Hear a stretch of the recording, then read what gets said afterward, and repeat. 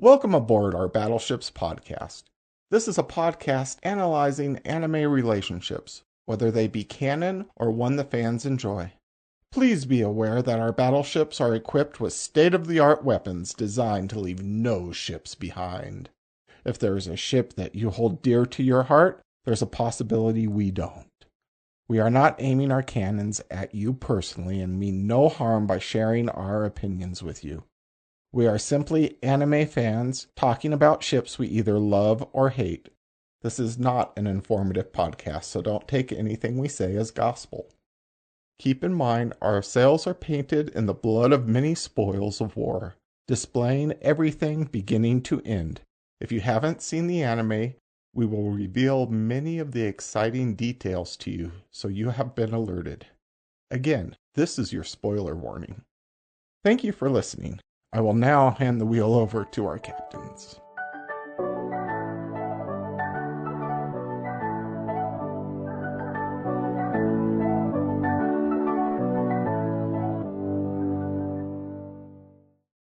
Welcome to Battleships, Shipped or Sunk. We are anime fans discussing anime ships that we love or hate and come to a final decision. Do we ship the pairing or do we sink it with our cannons? Zephyr has to have the biggest boom. My name's Zephyr and I have what? I said Zephyr has to have the biggest boom. Oh, I heard boom and I'm like, I do not have the biggest... No, that's not what I said. I do not have the biggest boobs. The war was who had the more dragons. Now it's the bigger boobs. Oh, God, no, let's not. Oh, I'm Zephyr, and there you have it. I do not have the biggest boobs. Oh, boy. I'll go ahead. My name's Kaylee. I'm the ace who somehow came up with this romance podcast, and I'm surrounded by delinquents. My name is Juno, and I love Mountain Dew. It's my favorite.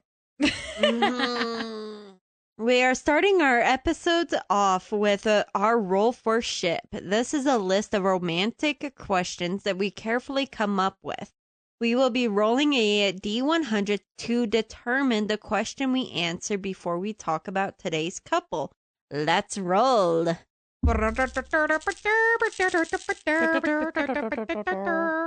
I got a 90 and a 0. So 90. I got 90. Wow, 90 even. Ooh, this one's a good one. What was one of the best or funniest meetings go for your OTP? Hold on. What is this question, Juno? Oh, what is the funniest for your favorite couple? What is the funniest introduction they have to each other? Okay, so what was one of the best or funniest meetings for one of your OTPs? Yeah, I meant this as a humorous question. Ooh. I forgot to take it out of the brackets. Well, rip, we're doing it now. Is this initial meeting or is this like when they saw each other? Meeting, yeah, like First time they saw each other and this shit happens. yes, precisely. Nanami and Tomoe. Yes. From Kamisama Kiss. Yes. Say, hello? Tried to kick her, attack her. Like, Tomoe was ready to fuck things up. Yeah, he was not thrilled. Am I next? yeah. Go for it. So this anime is Angel Beats, and the meeting between Yuzuru Otanashi and Angel. And Yuzuru, it starts off with him waking up and turning to his right and seeing a girl with a fucking shotgun aimed at another person. And he's like, what the fuck is going on? Because he doesn't remember anything before this. So he is like, what the heck is going on? And the girl is like, there's this other girl that's going to kill us. Like, you need to stay back here and away from her. And he turns and looks at her, and it's Angel. Angel is just standing there, all nonchalant, no emotion, not even moving towards them. And he's like, oh, it's okay. I can go talk her down or whatever. He goes over to talk her down and she stabs him. What the fuck? Kaylee, I thought I was the one who's into that type violence. Funny, chaotic violence. And you later find out that they can die an infinite amount of time because it's purgatory. They're in purgatory. But anyway, it's a pretty interesting anime. What's this called? Angel Beats. Angel? I got recommended that show a long time ago. I have not watched it, but damn. It is so good. It is one of the few anime that my sister watched and enjoyed, which is saying a lot because she does not like anime. Huh. So it's really good. It does give the feels. I cried. Oh, boy. Tears upon tears. Tears. I don't know how I feel about shows that make me cry. But I don't know. I think it's pretty funny that the very first meeting with your love interest, or the one you end up Just maybe get stabbed in front of you. and kills. It's not just a stab. She full blown stabs him in the heart and he dies. So, yeah. Wow. But anyway, it's pretty crazy. It sounds crazy. Just like, you come near me, you die. Stab, stab, stab, stab, stab. Stab.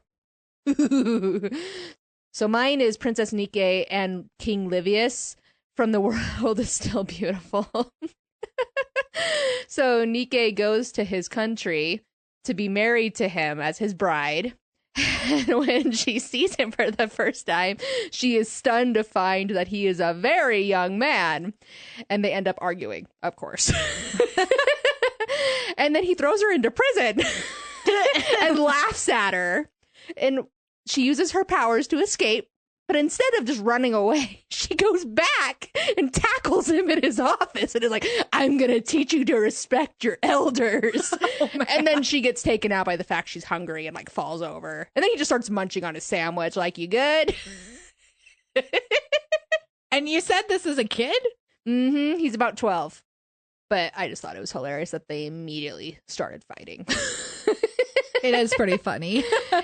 And then she even goes back for a second round and gets taken out by her own self. I'm hungry. Falls over. It's just funny.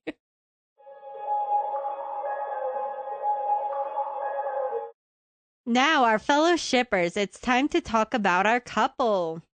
Taki Tachibana and Mitsuha Miyamizu. Miyamizu? Something like that. Yeah. Whatever it is. We don't speak Japanese. Mitsuha and Taki. Yep. So let's talk about their looks. They actually look very similar. Yes. We've had a lot of contrasting couples on this podcast. And this is obviously more based on reality because people in Japan don't have bright orange, yellow, pink, red hair or something like that. Unless it's dyed. Which means other stuff, obviously. We've already covered that before. But it's kind of nice to have a black-haired character and a brown-haired character instead of one being vastly different color than the other. Yeah, neutral colors. But Yeah. generally the white hairs are so hot. Yeah, white hair is great. I won't lie there. Honestly, I will say if generally when I'm finding an anime, sometimes something new, the looks of the characters gets my attention. If you guys had not recommended this to me, I would not have watched it. Yeah. And I am so glad I did. And they're not like, makes it interesting is they're not like one is super attractive or that. That's a trope that we don't see here. And I kind of like the difference. Yeah. They're both normal in most aspects. They're nice looking, but yeah, they're normal. I think Mitsuha is the only one that kind of varies a little bit when she dresses up as a shrine maiden and stuff like that for the ritual and stuff like that. That's the only variation we really get. They're just two high schoolers. And I guess the only color we really see here that's different is Taki has blue eyes.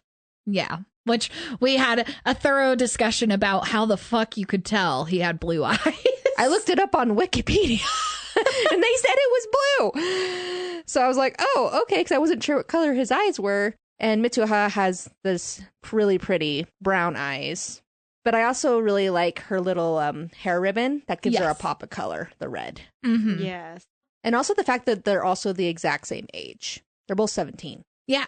So technically when the story takes place, like the same year in high school and all that kind of things, which is kind of nice versus like having one that's like older or younger. Mm-hmm. Yeah. It debunks a lot of typical tropes that romance couples have. And I love that. It's a nice breath of fresh air. But I do note that, at least in Taki's case, he has like a green like tie and Mitsuha has like a red ribbon. So it's like, again, Christmas colors. Christmas colors. Are they the same age though?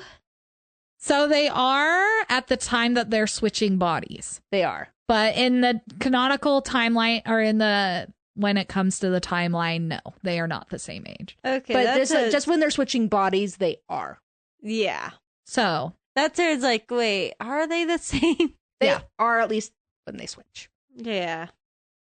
let's go into their personalities. So, from what I could see, he is more the stubborn and quick to temper, but not to the extremes that we are know very well with all the other anime guys, but it's more like normal quick to temper than the extremities. Yeah. He is passionate, is how I would describe it. Yeah. Is he has very specific things that he is like, what are you talking about? And is very loud and boisterous about. Versus I feel like Mitsuha is a lot more shy and reserved about a lot of it. Except for obviously she does have some moments where she's like, excuse me? Or freaking out a little bit more. But for the most part, she's a little bit more reserved.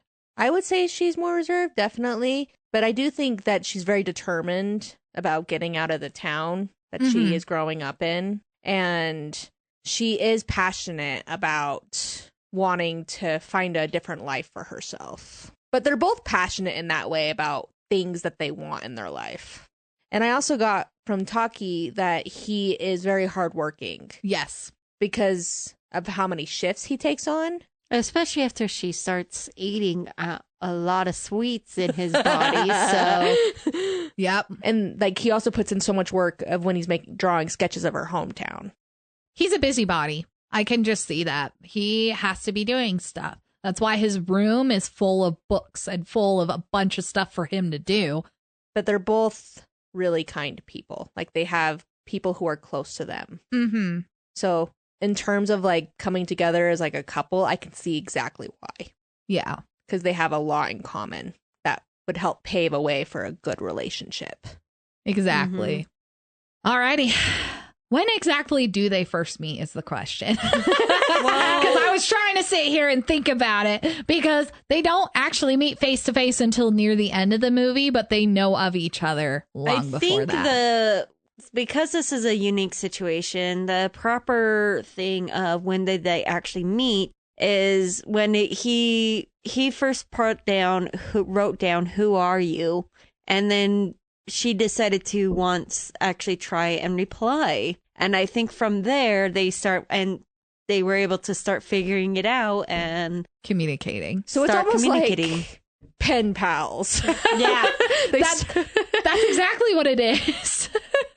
That they start getting to know each other through notes that they write. Yep. Whether it's on themselves, jerk, dummy, or in the notebooks or on their phone, which most of the time it seemed like they would put it on their phone's notebook.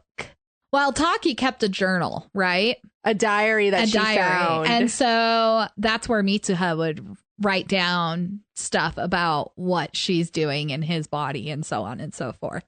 Can we talk about the time that they switched for the first time? Taki wakes up in Mitsuha's body and he sits up. He's just kind of like, huh? And like, obviously, where am I? This is not my room. And then looks down and goes, this is not my body. Yeah. And then the hands, and he's like, boobs. And it's like, this feels so real because they both really do think it's a dream. Yeah. So, okay. Everybody, okay, so this is our first time watching it. Every single one of us, this is our first time watching it. Was anyone else hella fucking confused that very first scene? Because it's like, why would Mitsuha be like, oh my goodness, they're so real to herself? Well, when I first heard there's a body switch, I caught on that it's probably that it's him because like what he was thinking or acting like, it's like, okay, that's him, body switch. But then what I got confused is not long after, it's like, okay, the sister walks in on him, then they go to breakfast, and it's her, not him anymore. That's where I got confused when it's like suddenly the personality switch. Yeah. And I think it's supposed to represent two different times. It was, yeah, because it was almost like, to me, also to kind of throw you off, like to not realize, like at very first, that they're switching bodies. Yeah, because I had absolutely no idea what the story was about going in. I didn't read the summary. I didn't do anything. I was just like, oh, yeah, we're covering Your Name. Let's turn it on. I was like, what the fuck is this show about? There's meteors falling from the sky and it's pretty. I low-key thought one of them fell from the sky. Alien. It's an alien child. I thought that. And so I was like, why is she finagling herself? Like, I don't understand. And then the fact, too, then Taki in Mitsuha's body wanders over to the mirror and then drops the outfit and is just like, the horror. Yep. Oh, and then when she wakes, so it goes through and it shows like you find out that apparently that happened the day before, but she didn't realize because it's to them a dream. Like, have you ever had a lucid dream and then the next day you can barely remember, and as the time goes on, you completely forget about it? Yep. Because she does say, like, after the switches, when they realize what's going on, that her memory is really hazy. Like, she doesn't remember what happened when Taki was in her body. Mm-hmm. But then the first time Mitsuha wakes up in Taki's body, she's like, there's something there. The fact that they both are like handsy with the bodies. No, she was not. She was scared. Well, she's like, she did. Well, she did, because she was like, something's there. And then she like reached down to touch it because she was like, she like needed to confirm. Yeah, but not handsy like him. Yeah, true. It was It's more like confirm, like, is this really like, is that what I think it is? I think their reactions are so funny when they realize what it is, though. She freaks. Because she freaks out and he's just like, huh? As the sister's like, what are you doing? Like, why are you grabbing your boobs? Then she exits his home and is like, oh, I'm in Tokyo. Like, I get the vibe that she really enjoyed that, obviously, because thinking, it's just a dream, but I'm in Tokyo where I want to live one day, where I want to come to escape my small town. She was living it, and then especially when Taki's friends are like, we should go to a cafe. She's like, oh, cafe? Because especially the day before, she had went to a cafe. Quotation marks. Which was a glorified vending machine. With her friends. And then the fact now she gets to visit a real one. And not just that, but get the fancy, nice dessert. And thinking, oh, it's fine. It's just a dream. And the friends are like, what? Yep.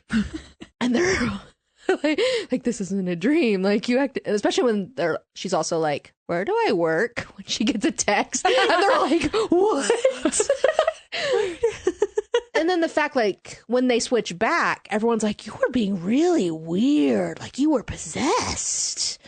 And they're both like, huh? Yeah, because they don't have any recollection of what happened. It's a literal mental state of it was a dream. Yep. The fact they forget, too, like when they swap bodies, like they know it's happening as they figure it out, but then it's like they lose all memory of it, essentially. It's that for the notes that they typed down on the phones, they exchange what happened during the day that they were in each other's bodies. I know there's been times where when I revisit a dream, the memories, what happened in that previous dream, not all of it, but some of it does come back. I don't know if anyone else has that. So that's where I think I know my theory on how they're able to, when they switch again. So when she goes back into his body, she still remembers where the job is, where the school is, and a slight basis of what's going on. Yeah. That is true. At least when they with swap, that life. when they go back to the other body, they do remember things. Mhm. Which is probably very useful because, yeah, like getting back to Taki's job. You're going to make the poor boy lose his job if you don't show up. But can you also imagine, like, how terrifying it also is to be thrown into someone else's life like that? Something new people, new school. Well, in her very first day working, she's like, when will this nightmare end? And I could feel that panic because nobody likes a brand new job being thrown in. And at this point, they know how to do their job, so there's no training involved. Sink or swim. Good luck, buddy. Yeah, she's literally thrown into a waitress job without any training. Oh, I hate that so much. No wonder she's fucked so much and almost got himself fired. Yep. But I do enjoy, like, how they portray, like, the slow realization that it's real, that it's happening. Like, with them writing in each other's notebooks. And then also, like, the writing on the hands and the arms. I remember how interested Mitsuha immediately was with Taki when she realized I'm actually possessing the same boy every single day. And she starts immediately showing interest in what exactly is Taki like.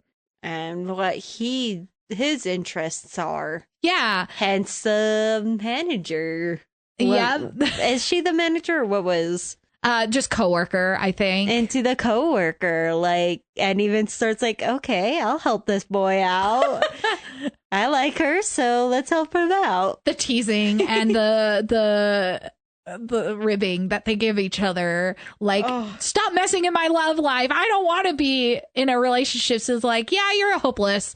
You have no chance with this. Let me help you out. And just that kind of, it's a funny dynamic that they have.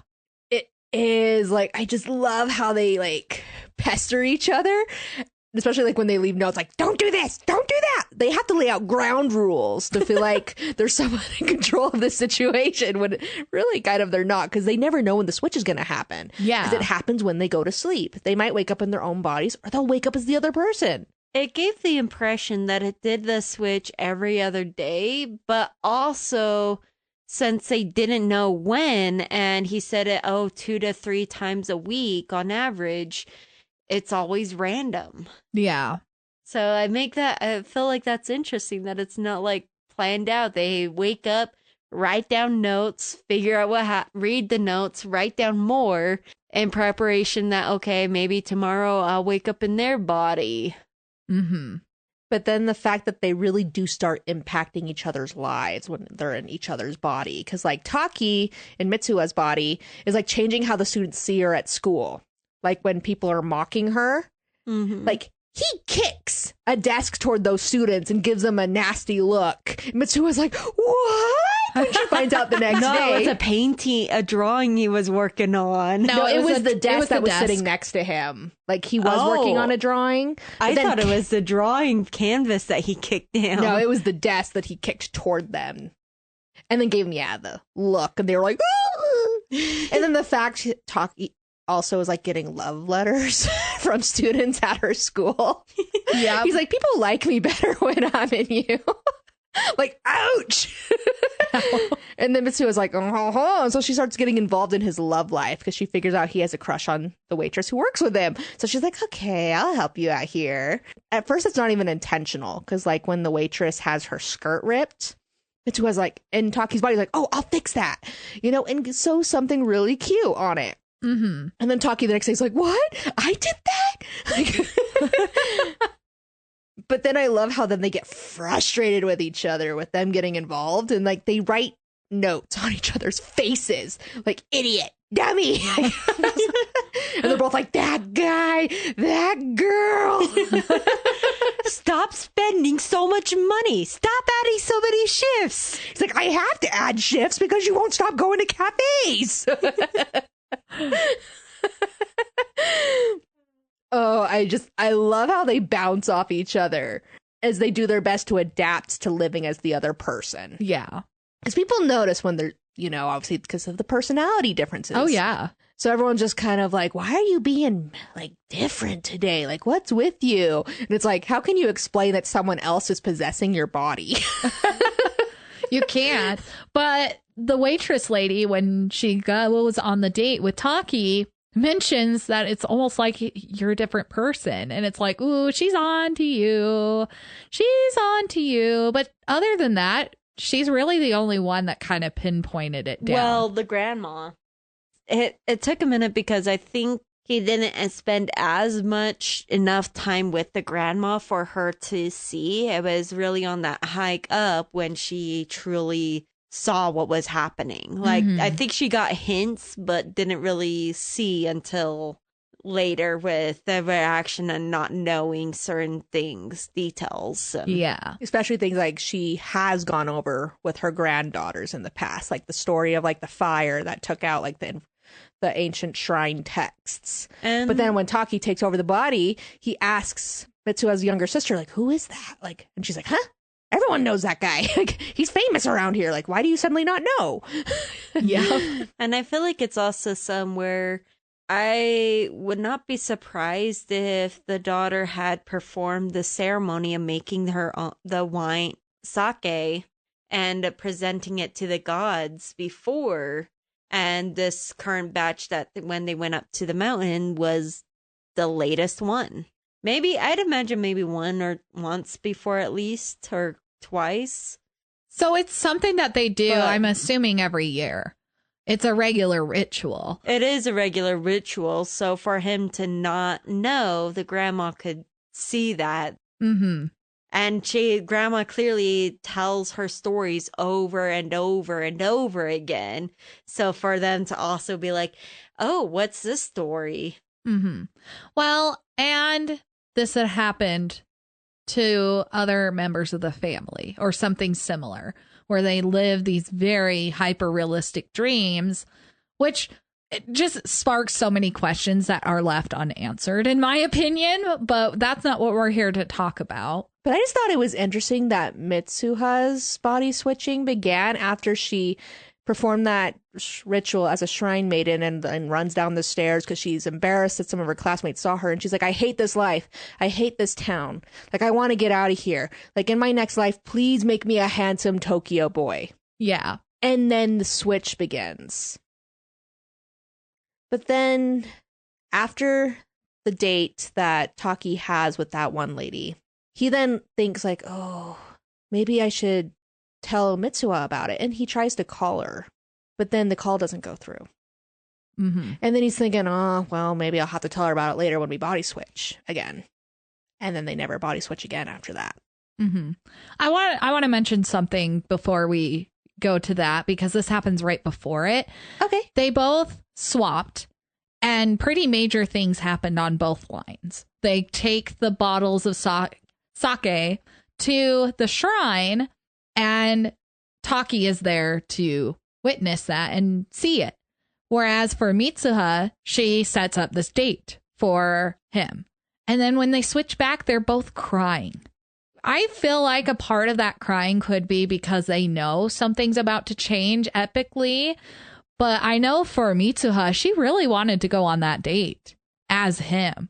She really wanted to play out his life. She did run to the train and did a surprise trip to Tokyo to find him, but he not recognize her. Mm-hmm. I also think it's because when she woke up, it kind of like maybe hit her that she set up a date for a guy that she was starting to like after all their interactions, even though they had never met face to face. Yeah. Because he had come to mean something to her with all their notes and everything. Seeing their life.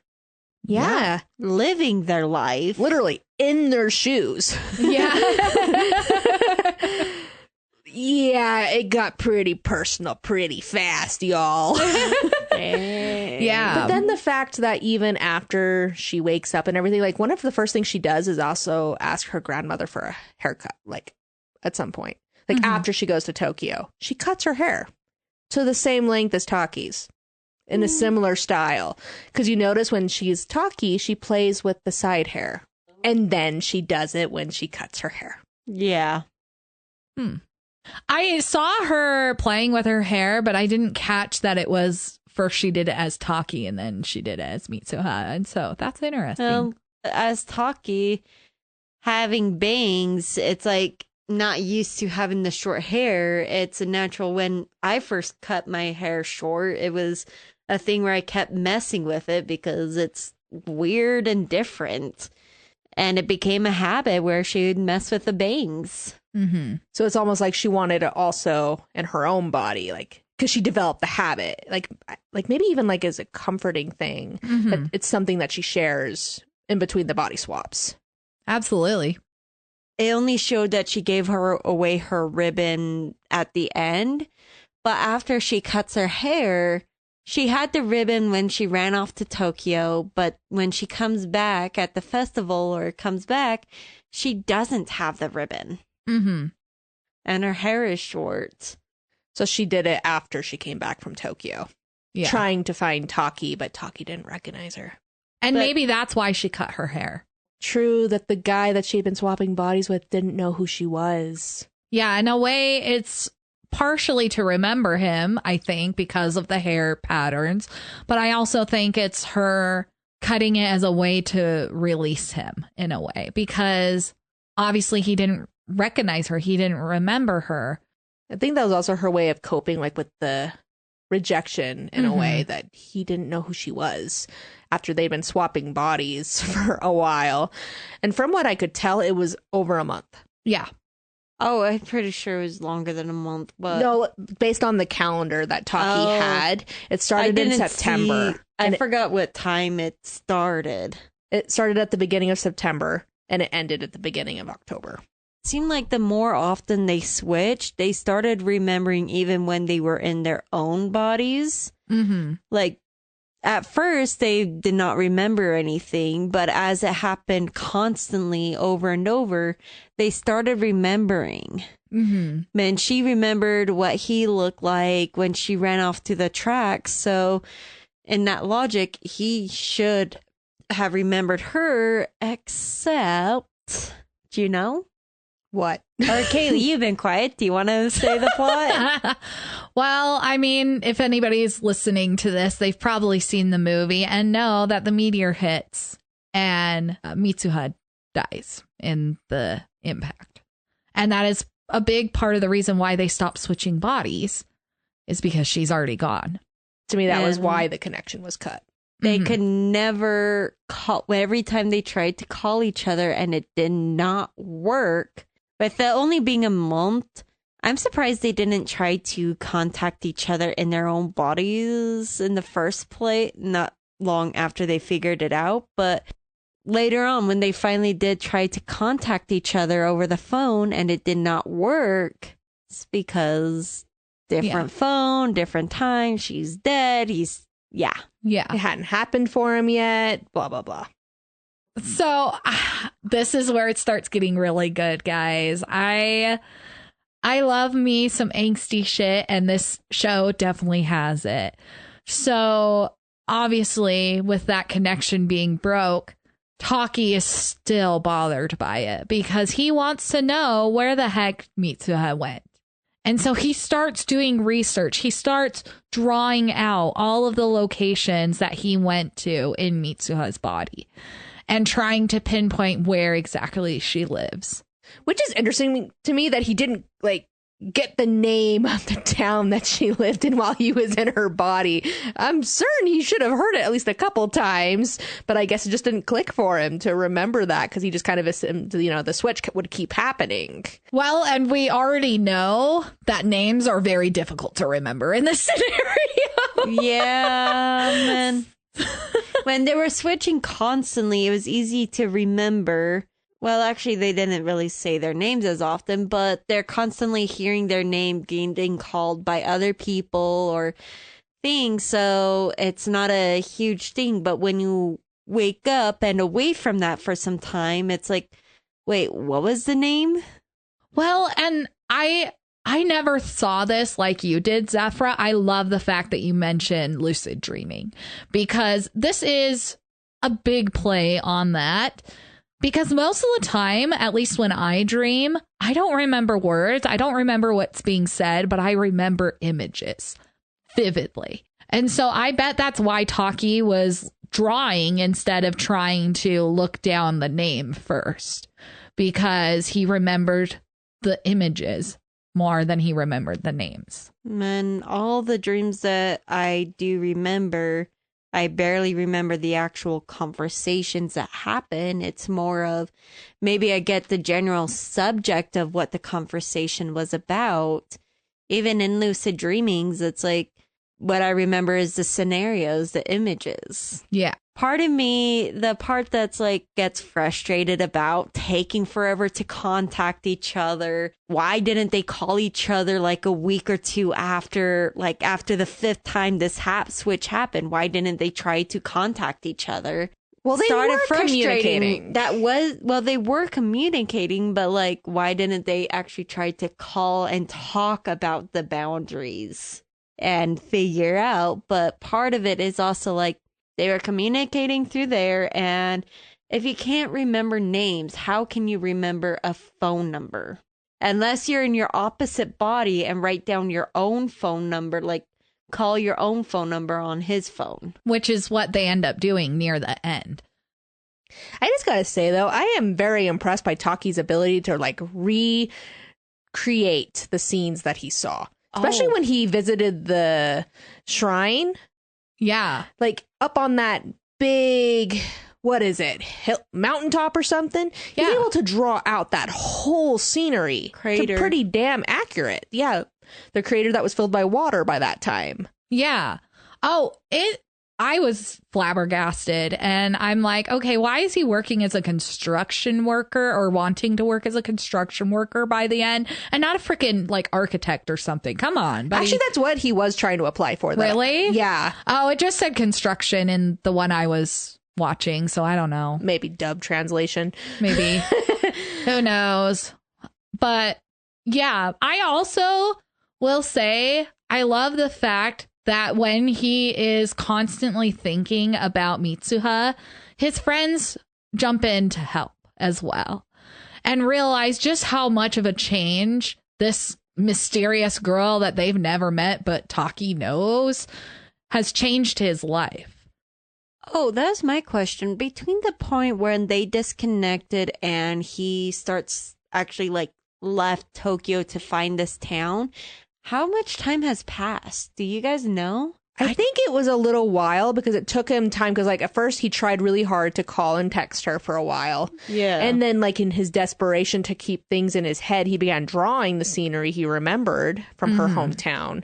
And then after all his reaches of contact did not go through, he decided finally he was just going to go and try to find her physically. Yeah.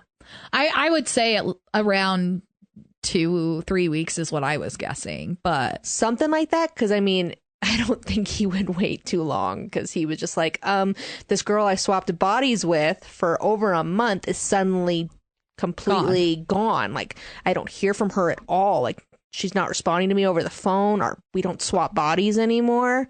I feel like if it's an average of 2 to 3 times a week that they switch, it probably didn't realize that something was wrong. Man, he probably had that premonition feeling that something's wrong, but like didn't actually know until at least 4 days after, 3 to 4 days after like the last time they switched. That's what have told them, oh, wait, what's going on? I have not switched. It's been too long. And then there comes okay, it's been 4 days, so you're trying to remember about all the stuff that you've seen. And it does give an impression that it was pretty quick, though, because if you think about how quickly he started forgetting her name after they were actively in the area and stuff, I wouldn't be surprised if him leaving Tokyo to go find the place was within the same week. I feel like 1 week is too short, but also 3 weeks might be a little long. So maybe 2 weeks. Yeah, and that's where it kind of get hazy. Where's the calendar, man? Where's the calendar in this scene? I would love to know the timeline a little bit better. True. I would like to know how long everything was. Like maybe even it was longer than a month that they were swapping bodies. That just it wasn't in the calendar he had. Maybe. Yeah. Because, I mean, it would take you a little while to start documenting things because you think it's a dream, you know? You don't realize it's real. So then the time for them to process, because it did take them a little time to be like, wait, this is actually happening. I am actually swapping bodies with someone, with this guy in Tokyo or this girl in the countryside. Like, huh? They're real people. Well, and then the shock that Taki has when he realizes she's also from the past. Too. That the timelines were out of sync when they were communicating. But he did not realize the timeline was out of sync until after he saw the town. He takes the photo to the diner with his two friends as they're trying to figure out where the heck this place is. And the owner is like, oh my goodness, it's this town. And once they say the name of the town, he's like, yes, it has to be that. And then the friends are like, oh no. Oh, no, because they all know that it was destroyed by a meteor. The friends remember the meteor, but it takes him a minute before he remembers that town, why it sounds familiar, other than going into the past, going into her body. Yeah. And so I believe that's when they go visit it. Yeah, and see it destroyed. He's so excited, thinking finally he's found her hometown and he can see her. But then everyone's like, wait. Taki, wait. And so, yeah, the old owner drives them to the location and like takes them to the view at the high school that has been abandoned. And they're like, surely you would remember the disaster that took the lives of 500 people who lived there 3 years ago. And he's just in shock because he's thinking, there's no way. I just talked to her 2 weeks ago. Or something like that, actually. Yeah, 2 or 3 weeks ago. Oh, it was 2 weeks ago. Hey, we have a timeline. Woo! Juno to the rescue. I did it. And he's like, I have mementos on my phone that she left behind. And he opens his phone. And it's like the moment he realizes she is dead, they it's all like disappear. The timeline like goes, wait, this is wrong. Like, because you know how the grandma had talked about, you know, time, mending and flexing and changing and all this stuff. But the moment he realizes she's dead, it just disappears. Like all the entries she left on his phone just get wiped. And he watches this happen and he's just in shock thinking, wait, no, this can't be happening. I just talked to her. She's real. I know she's real. I swapped bodies with her. I mean, of course, you can't say that to everybody there because they'd be like, what the fuck? And then his friends take him to like a library. And that's when he's just looking at all these articles about the disaster. Like they have to like dive into it because he's just like 1/3 of the town's population died. And one of his friends finds the book of victims and brings it to him and him just skimming the pages. And he finds Mitsuha's name. And you can just feel his pain. Because he really connected to this girl over the time they were body swapping. I mean, at first it was irritating, but they did form a bond over that time. Because they had to rely on each other, essentially, to go about each other's lives. Yeah. And he's just devastated to think this girl he's been having all this communication with, sharing their lives with, essentially, is dead this whole time. And he's even devastated to see the names of her friends because he got to know them too. Yeah. Well, and there's also an aspect of it that they kind of dive into a little bit later. He probably feels a little bit like I could have done something. Not necessarily guilt, but a little bit of remorse for what he could have done to change things. If he had known. What would he have done? Which comes to where he's like, feels the pull to go to and wants to see the shrine one last time. And he's like, this sake is a part of her. Maybe if I drink some, we can connect again. Like, I realized that, okay, somehow we connected through time. So he tries her Sasuke. He wants a part to feel her again in one way or another. So drinking the Sasuke that she made, that's part of her, is.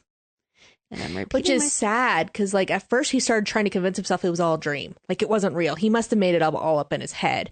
But then he thinks, like, back, like, how could I make up someone who's dead? And then he even looks at the hair ribbon he wears as a bracelet, and he's just like, no, it was real. It happened. And he's desperate at this point.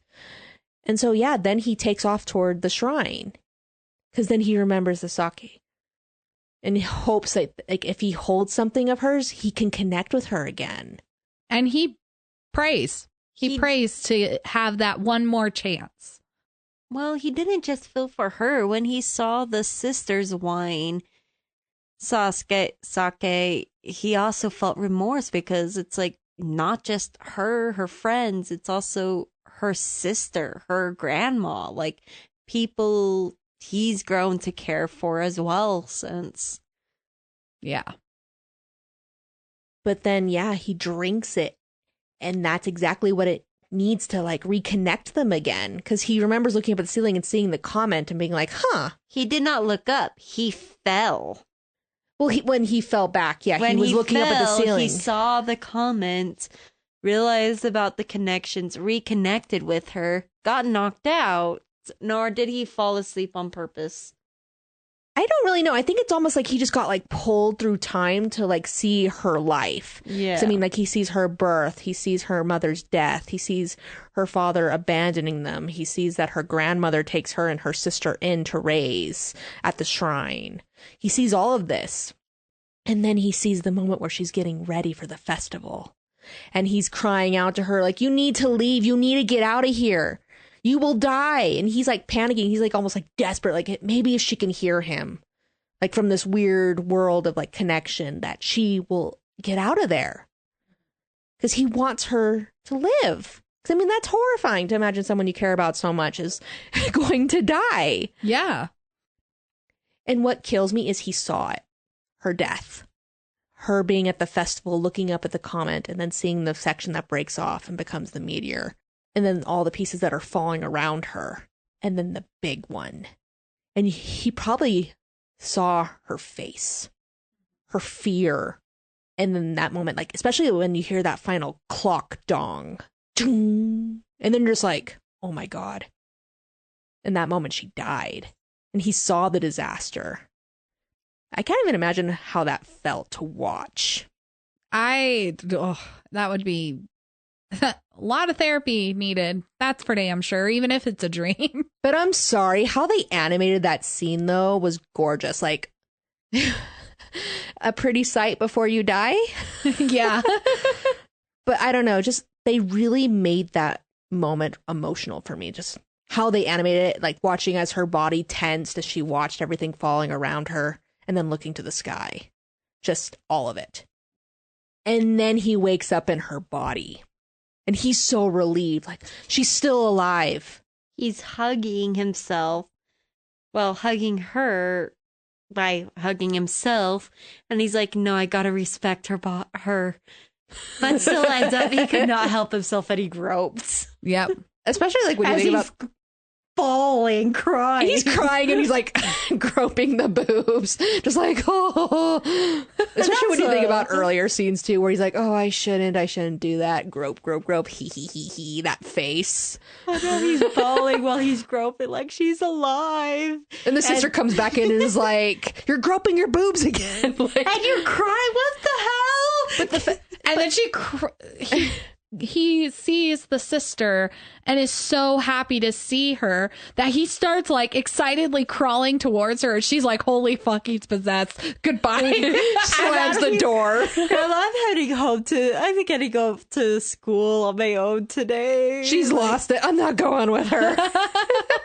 Valid. Honestly, I think that'd be pretty scary for a little sister. But then that's when Mitsuha's grandmother tells Taki, is like, wait, you're not my granddaughter.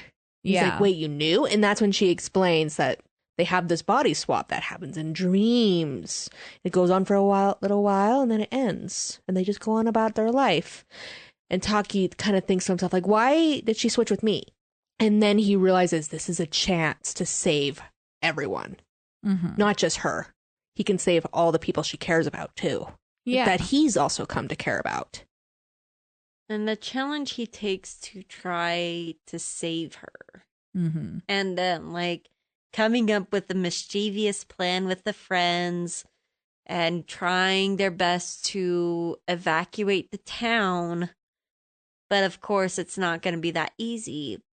Well, meanwhile, she wakes up in his body, climbs up the mountain to the top of the rim, and looks down to see the town destroyed. She's distraught. Because everything, she hated that town in some ways, but it was her home. And seeing it completely gone, everything that she knew, just gone. And also remembering the moment right before she died. She's like, wait, at that moment, did I? And you can just see how she holds herself. Like, I died. And this is the result. Later, like, she can see the destruction. I can't even imagine. All the feels, man. All the feels. But then, like, Taki, after failing to convince Mitsuha's dad to evacuate the town, feeling a little hopeless, but then it's like, he knows. He senses her. Like, he reaches his hand out to the sky and is like, wait, are you awake in my body? And takes the bike and takes off. Desperate. Like, I can talk to you again. Well, and this is also the moment when he hears from his friends or his sister or someone. No, it was the sister that Mitsuha had visited Tokyo the day before. And that's when Taki realizes, wait a minute, I forgot about that. We did meet before. He finally remembered, wait, that time was her. That was, we've met and I didn't even recognize you. I didn't even know you. And then the fact, like, Mitsuha is also thinking to herself when she's going to Tokyo to find him, like, thinking to herself, there's no way we could meet. But one thing is certain. If we see each other, we'll know that you were the one who was inside of me and that I was the one inside of you. And then, that moment on the train, realizing he doesn't recognize her because it's 3 years too early. Didn't happen for him yet. And she goes to leave all disappointed. And he's kind of thinking of this interaction like, weird girl. But as she's leaving, he does ask what her name is. But she's being pulled out by the crowd. And so she yells her name and throws her hair ribbon to him. Yep. And that's the hair ribbon he's been wearing all this time. And he remembers this as he's desperately pedaling to the shrine. And then wrecks the bike. Why do they always crash the bike? The poor bikes, man. They don't get a break in anime. And he finished climbing up there. And he's like, I know, I feel you. I have this feeling that you're here, but I don't see you. Because it's not quite the magic hour twilight that you hear about at the beginning of the movie. And I love them calling out to each other. But it's also, I was sitting there watching this whole scene that's supposed to be more emotional. And all I thought of is how fun was it for the voice actors to scream their own character's name in their character's voice. But that was just me getting distracted. But they yell out to each other and they vaguely hear each other. And so they just start running. And they run to the point where their souls would have overlapped. And then they stop and realize that they are there. And they are right next to him. And then, the magic hour. I feel you, but I don't see you or physically feel you. Then the magic hour happens and they switch back to their own bodies. As twilight falls. I thought that was a beautiful moment, that as twilight fell, that they finally met each other face to face in each other's bodies. In their own bodies, able to properly meet. That'd be a little weird if they still stayed switched. Like, I'm meeting you, but you're in my body. Their fun little conversation and cute, like, I thought it was just my boobs just the once. And she believed him. I was like, no, it wasn't just once. The fact that he denies it, like, no, I'm sorry. You drank my sake? She like freaks out because, that sake was made by her chewing rice and then spitting it back out and leaving it to ferment. So yeah, that's a little embarrassing. Oh, would you want a guy drinking your fermented rice that you Let's not talk about this. I'm going to throw up, guys. No wonder she's like freaks out about that. But I just thought it was emotional when they finally see each other. Both of their eyes soften and Mitsuha starts crying like in joy to finally meet him. Mm-hmm. And then he's like, before the time passes, we should write each other's names on each other's hands, so we don't forget. Mm-hmm. And then he writes his name on her hand. Name, quotation marks. And then she starts. And then he's like, no, write your name on my hand. And she goes to write it. And then the hour passes and she disappears right in front of him. I was devastated when I saw that pen fall. I was like, no, don't tell me what happened just happened. Yeah, and I low-key was sitting there like, oh, she just fucking died. That was my running thought is, oh no, she didn't succeed and she's dead. And that his shock, he's just thinking, no. He's like, there was more I wanted to tell you. Like, to tell you that wherever you are in the world, I'll search for you. He's like, it's okay. I remember your name. It's going to be okay. And he like repeats it over and over to himself. And then he forgets. Yeah. And he starts crying like, what is your name? Why am I here? Like, that was devastating to be like, oh my God, he's forgetting everything. Mm-hmm. Because he had lost the diary entries and everything else. But suddenly they finally meet. And it just fades from his memory. Just, I get the sentiment that he was doing, but why didn't you write your name?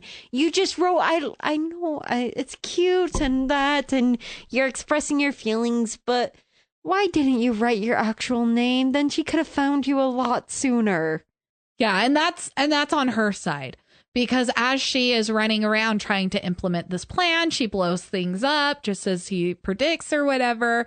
And it's going semi-decently. Like, it's somewhat successful, but right as everything is starting to go down and not go in her favor anymore, she's trying to remember who Taki is. And that's when she looks at her hand because she biffed it. Also, ouch. That biff looked like it hurt a lot. And she couldn't remember his name anymore, and in desperation. But she remembered longer than he did. She did. Because after she vanished, obviously, she realized she had to get moving to save everyone. There was only so much time before that meteor fell. So it probably was hard for her to leave that place, even though knowing he was still there. Mm-hmm. But knowing she had to change things. Yeah. And then repeating it to herself while she's trying to yell for people to evacuate and all this stuff. But then, then she biffs it. And then she looks at her hand because she's starting to forget. And he wrote, I love you. And she's just thinking, I love you too, but why would you write that? Like, why wouldn't you write your name so I can remember you? That doesn't help me. But she's also like so happy at the same time because she realized that her love was not unrequited.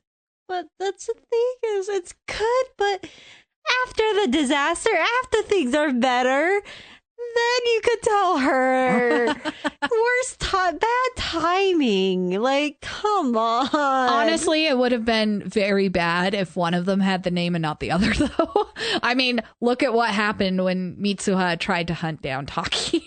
True, but by then she knows that it was been 3 years, so she would have been patient and waited 3 years after all this happened, even 4 years, just waited, she could go find him again because she has the name written down and she could have written it down somewhere else and looked him up and actually found out more like, okay, where exactly is he?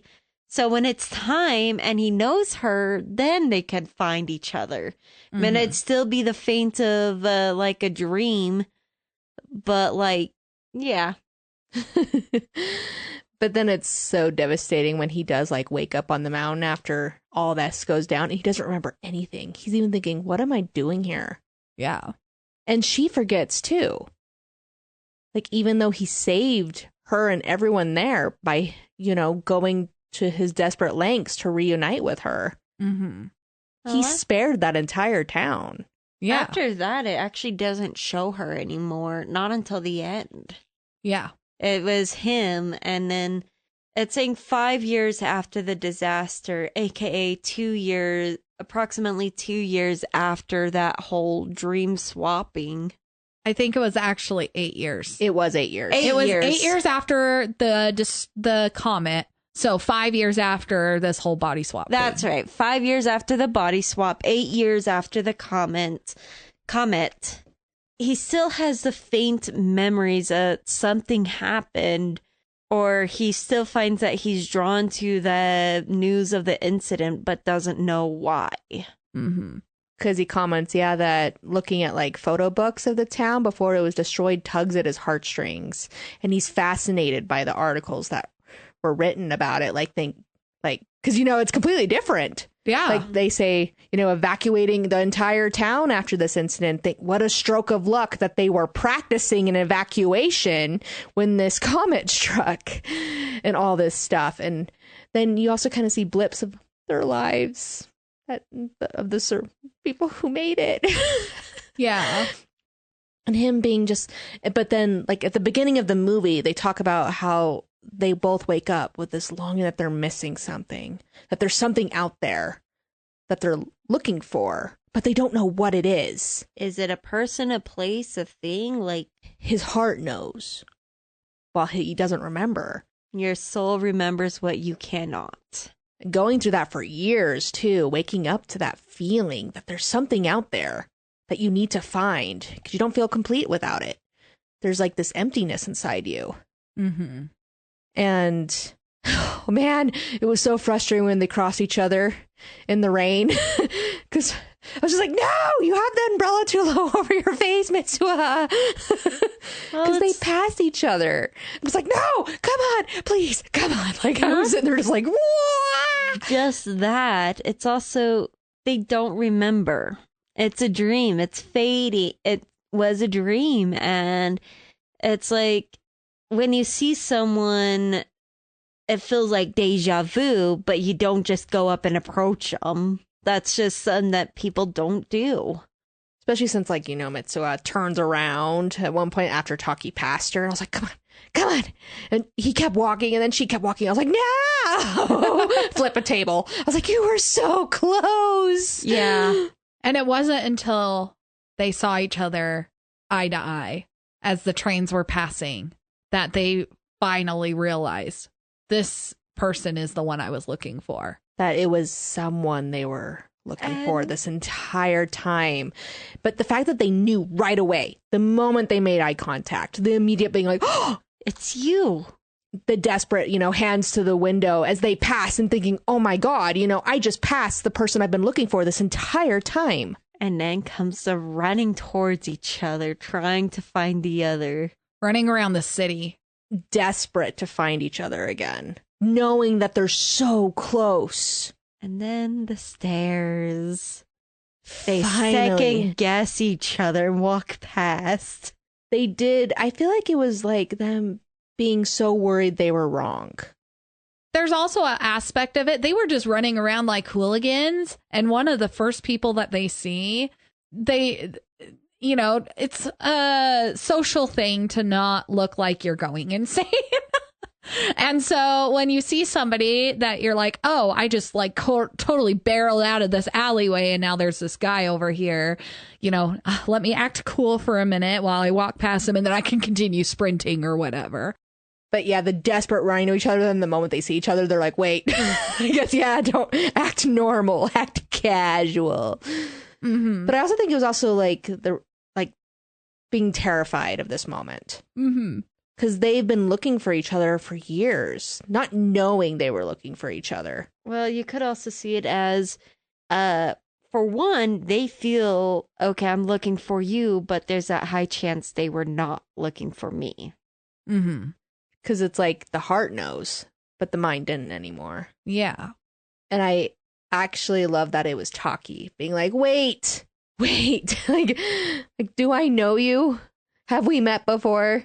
that desperation. And the fact she starts crying and like in relief that he called out to her. Mm-hmm. And she was just thinking, I was thinking the same thing. It wasn't just me.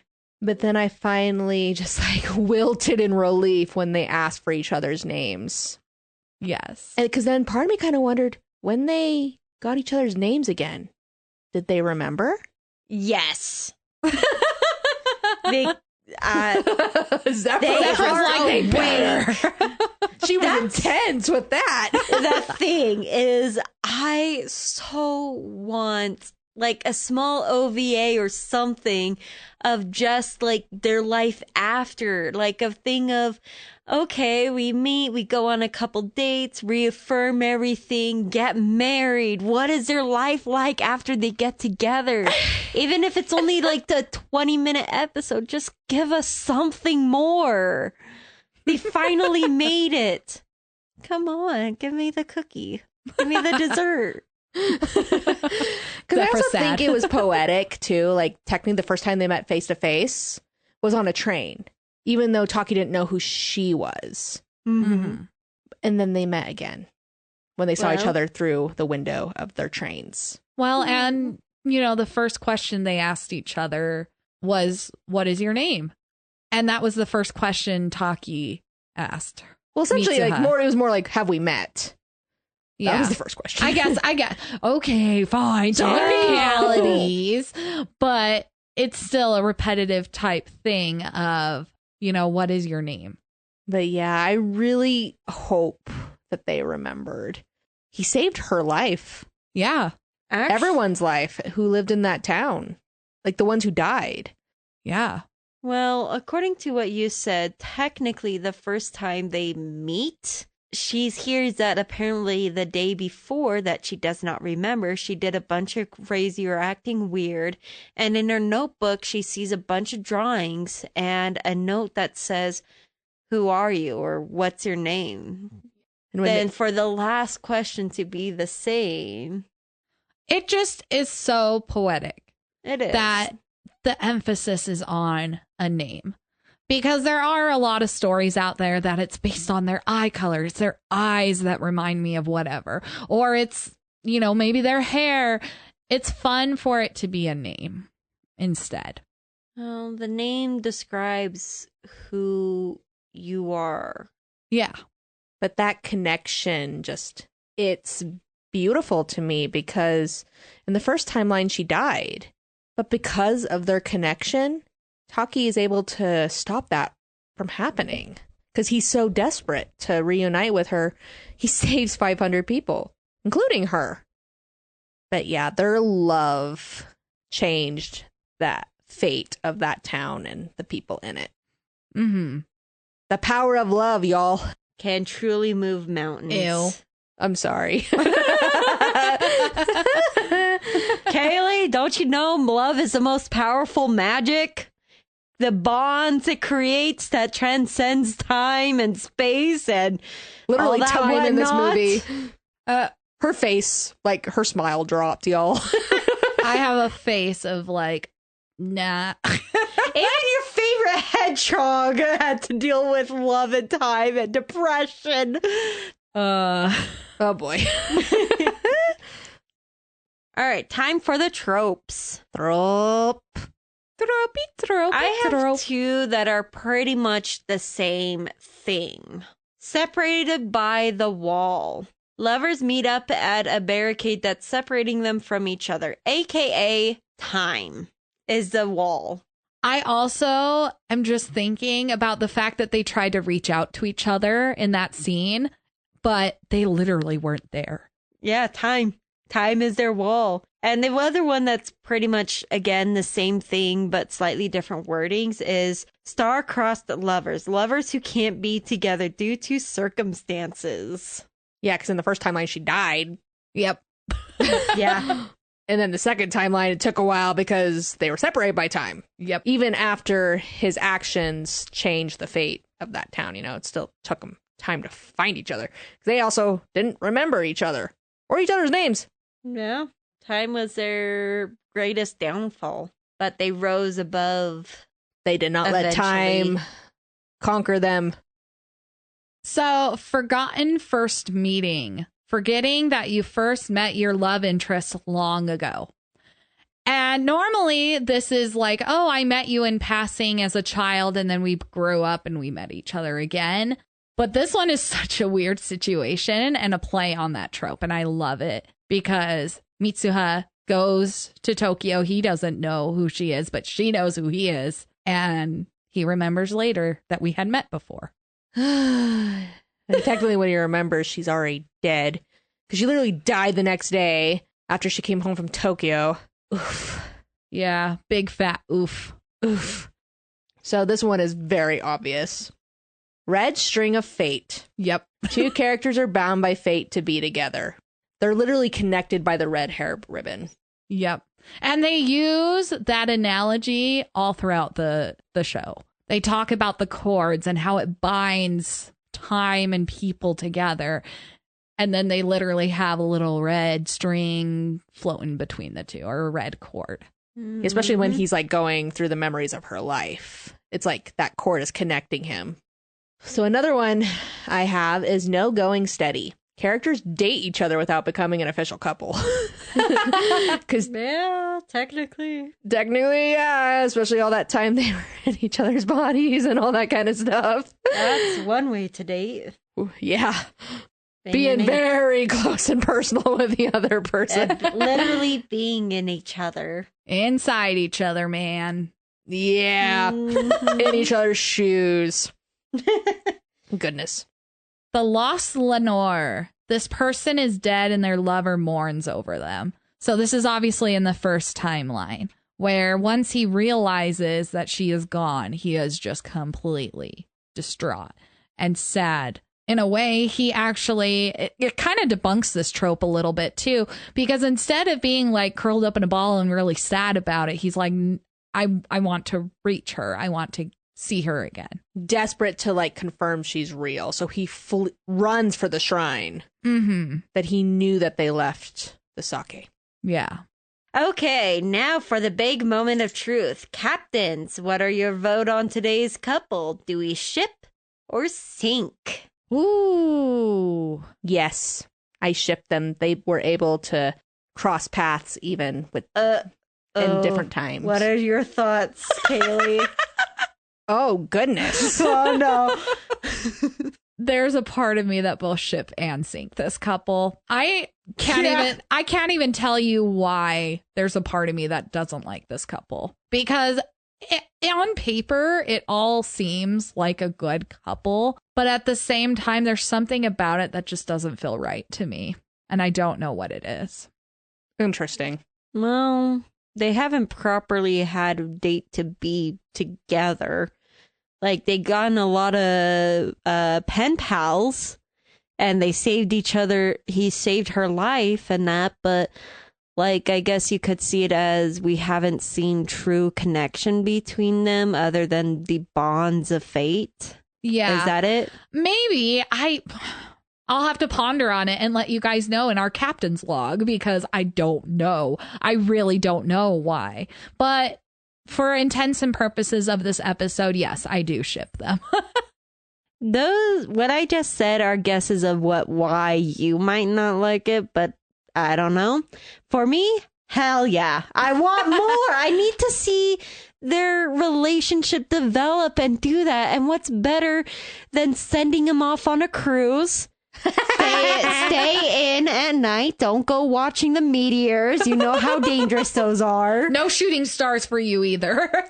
No shooting stars. So enjoy a nice movie inside at night, or a nice dinner inside at night, somewhere safe and far away. Yes. But yes, I ship them. That even when time erased the other from the other's memory, that they still were able to come together. Yes. I mean, that speaks a lot. It truly does. But yes, I would love another OVA to get more. Like, are they still bickering about certain things? Do they? We actually didn't see them bicker face to face besides the boo thing. So that'll be interesting. Thank you for listening to this episode. If you enjoyed listening to us talk about your favorite ships, leave us a review on whatever platform you listen to. You are also welcome to send any couple recommendations or questions for our Roll for Ships on our email, battleshipspod@gmail.com. Thank you for listening, and we will see you guys next time.